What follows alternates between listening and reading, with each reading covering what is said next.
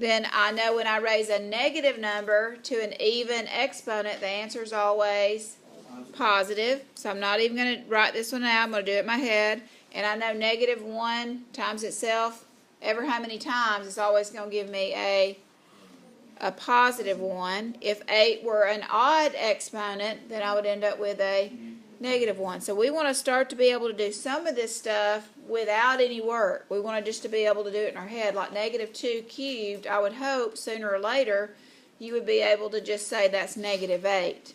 We don't want you to do the expanded part unless you just have to. Okay, we don't really want you to write negative 2 times negative 2 times negative 2. We want you to start to be able to do some of that in your head. Okay, and don't use your calculator all the time. All right, only use it when you have to. All right, so that was what we covered yesterday, base to an exponent. There was just a review on exponents. Now we're going to get into the new stuff that you haven't covered yet. So if you'll open the next door is product of powers. So behind the door, product of powers, we're going to have 4 examples. Example 4, example 5, example 6, and example 7. So let's talk a little bit about the word product. What does the word product mean to you? The answer that you get after you multiply. So when it says product, it means that we're multiplying. Okay? Powers is just another name for exponents. Mean the same thing. Okay? Powers and exponents mean the same thing. Product is what you get once you multiply something. So behind the door, product of powers, let's start with example 4.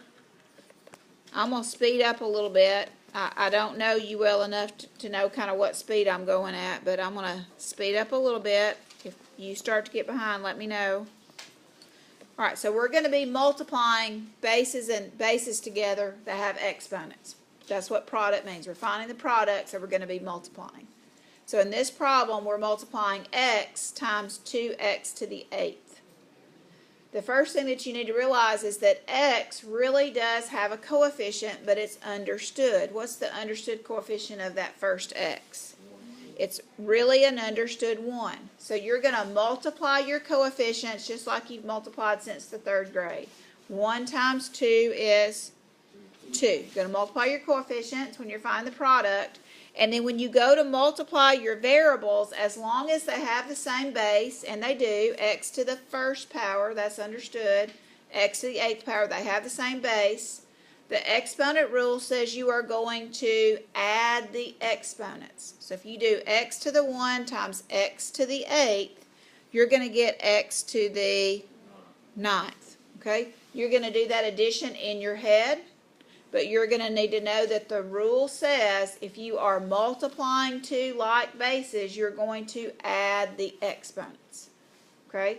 If you're multiplying like bases, you're going to add the exponents. Now, don't write this down, but just look up here for me for a second. So if I had x times x to the 8th, don't write this down, just think about it. Is x to the 8th not really this? Is that not what x to the 8th is? It's 8x is being multiplied together 8 times. And then that little x, this little x is just 1x. So if you multiply all those together, how many x's do you have?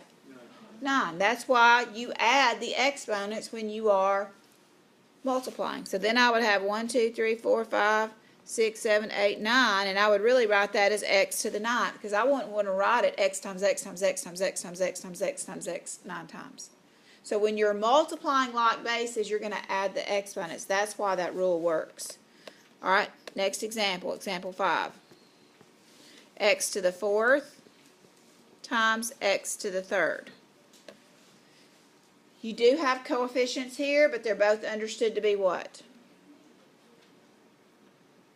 Coefficients are the numbers in front of the variables. They're both understood to be 1s, and 1 times 1 is 1, and they're probably not going to write the 1, so let's not worry about the coefficient here. Let's just multiply the two x's together.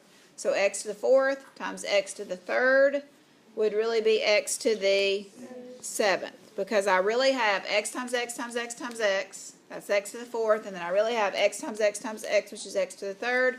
And if I multiply all those together, that's why I'm adding, because I would have 7 x's being multiplied together, and we just say x to the 7th.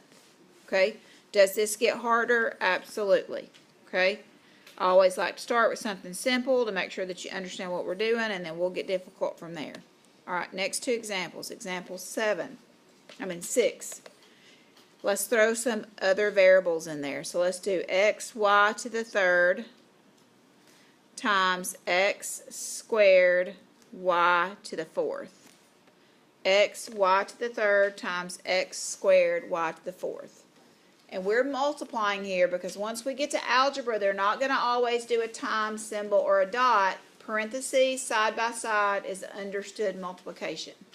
So if you have two variables, you want to look at each variable separately. So you'll do x times x squared. The understood exponent on the first x is a 1. So you'll do x times x squared, and in your head you add 1 plus 2 and you get 3. So you'll write down x to the third, and then you'll do your y's next. You'll do y to the third times y to the fourth. You'll add the 3 and the 4 together in your head, and you get y to the 7th. So if you have more than one variable, you're going to want to multiply each variable together separately at a time by adding their exponents. All right, let's look at one more.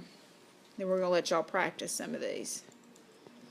So example 7, let's throw some other variables in. Let's throw some coefficients in. So let's do 4mn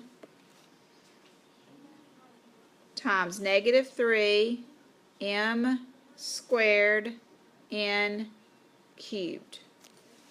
4mn times negative 3 m squared n to the third.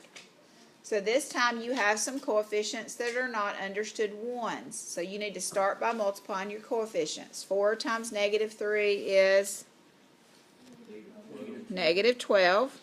And then you have two variables. So let's start with the m's. What's m times m squared? M cubed, m to the third, m to the 3, however you want to say that. And then you have the n. So you're doing n to the understood 1 times n to the third. That's going to give you n to the fourth. Again, you can think it or you can write the little ones in there. It doesn't matter. Once you get pretty good at this, you'll kind of know that those exponents are understood ones, and then that would be your answer.